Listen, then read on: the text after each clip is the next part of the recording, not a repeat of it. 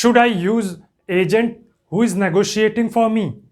बहुत से केसेस ऐसे होते हैं जहां पर खुद का नेगोशिएशन करना सही नहीं होता है और इससे हमारे अच्छे रिजल्ट्स नहीं आते हैं। मैं आपको ऐसे कई केसेस बताऊंगा जहां पर एजेंट के थ्रू नेगोशिएशन करवाते हैं। तो आपको ये पता होना चाहिए कि किस किस केस पर हमें खुद नेगोशिएशन करना है और कब हमें एजेंट्स के थ्रू नेगोशिएशन करवाना है।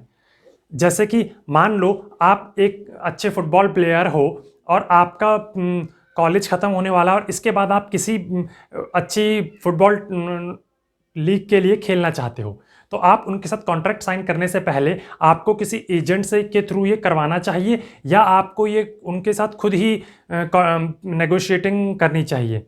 देखिए, आप खुद नेगोशिएट करें या किसी एजेंट के थ्रू नेगोशिएट करवाएं, ये आपके कुछ फैक्टर्स पर डिसाइड करता है।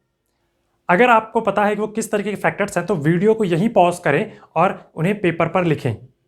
अब हम बात करते हैं ये वो फैक्टर जहां पर आप ये डिसाइड करेंगे कि क्या मुझे खुद नेगोशिएट करना चाहिए या फिर मुझे एजेंट के थ्रू नेगोशिएशन करवाना चाहिए, क्योंकि एजेंट नेगोशिएशन के 3% ऑफ द फीस लेता है।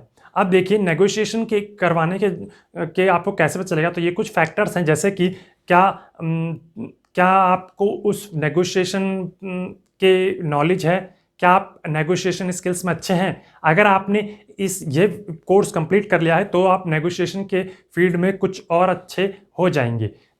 सेकंड क्वेश्चन ये कि क्या अगर वो आपकी जिसके लिए आप नेगोशिएट कर रहे हैं, क्या वो कोई टेक्निकल थिंग है, क्या आपको उसके टेक्निकल चीज़ के बारे में पता है। थर्ड कि क्या जिससे आप नेगोशिएट करवा रहे हैं उसे नेगोशिएशन का कितने टाइम का एक्सपीरियंस है।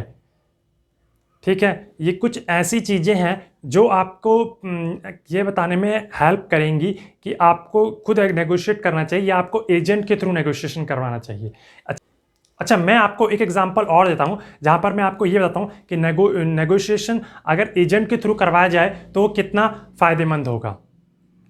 देखिए, मैं आपको एग्जाम्पल के लिए बताता हूँ, कोई एक बड़ी कंपनी अगर किसी बड़ी मल्टीनेशनल कंपनी को कहीं पर लैंड एक्वायर करना हो तो वो क्या करती है, अपने इंस्टेड ऑफ खुद जा करके या खुद अपने आप को फ्रंट फेस पर रख के नेगोशिएट करे लैंड ऑनर से, वो क्या करती है, अपने छोटे छोटे बहुत सारे एजेंट्स को एक्वायर करती है और